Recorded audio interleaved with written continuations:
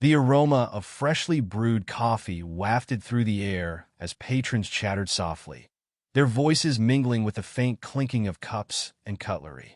In a quiet corner of the bustling cafe, 89-year-old Arthur Benson sat alone. His weathered hands trembled slightly as he attempted to lift his coffee cup. Dressed in a faded tweed jacket and a neatly pressed shirt, he carried an air of dignity despite his frailty. But not everyone saw it that way. At the next table, a group of young professionals whispered and chuckled, their eyes darting toward Arthur. "Poor old guy," one of them murmured loud enough for him to hear. "Probably doesn't even know where he is." Another laughed, adding, "Looks like he's been sitting here since the Stone Age." Arthur's cheeks flushed, and he lowered his gaze to his coffee. He'd come here for a change of scenery, to feel a little less invisible, but now he regretted leaving the solitude of his small apartment. Just as he was about to gather his belongings and leave, a woman's voice cut through the noise. "Excuse me," she said firmly.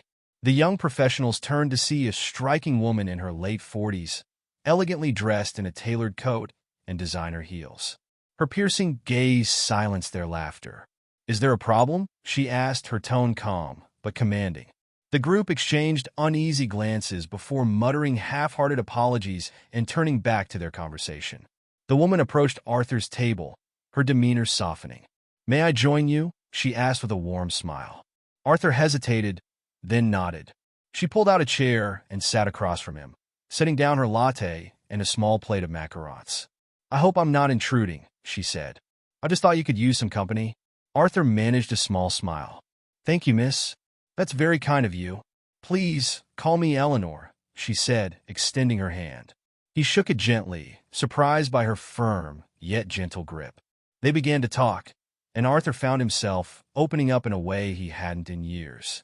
He spoke of his late wife, Margaret, who had been the love of his life, and of the years they'd spent running a small bookstore together. He talked about his children, who lived far away and rarely visited, and the loneliness that had crept into his days since Margaret's passing. Eleanor listened intently, her eyes filled with empathy.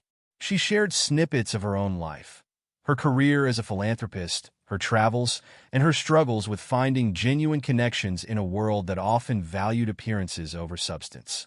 As the hours passed, Arthur felt a warmth he hadn't experienced in years. When it was time to leave, Eleanor insisted on walking him home. Along the way, they stopped at a park where Arthur and Margaret used to sit and feed the ducks.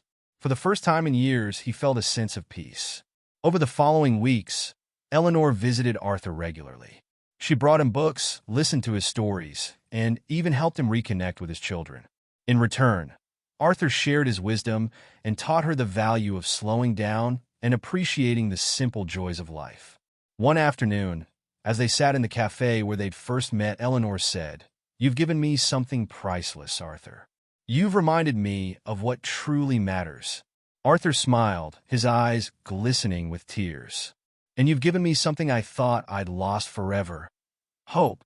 Their unlikely friendship became a beacon of light, not just for them, but for those around them.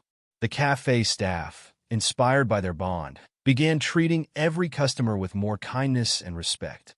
Even the young professionals who had mocked Arthur that day seemed to carry themselves with a bit more humility. In the twilight of his life, Arthur found not just kindness, but a renewed sense of purpose. And Eleanor, in her wealth and influence, discovered that the richest moments in life often come from the simplest acts of connection and care. One of the young professionals who were mocking Arthur, the 89-year-old man, and Eleanor, the woman in her late 40s, is a pro painter, and with the conviction he has about kindness, he painted, "Kindness is the language which the deaf can hear and the blind can see."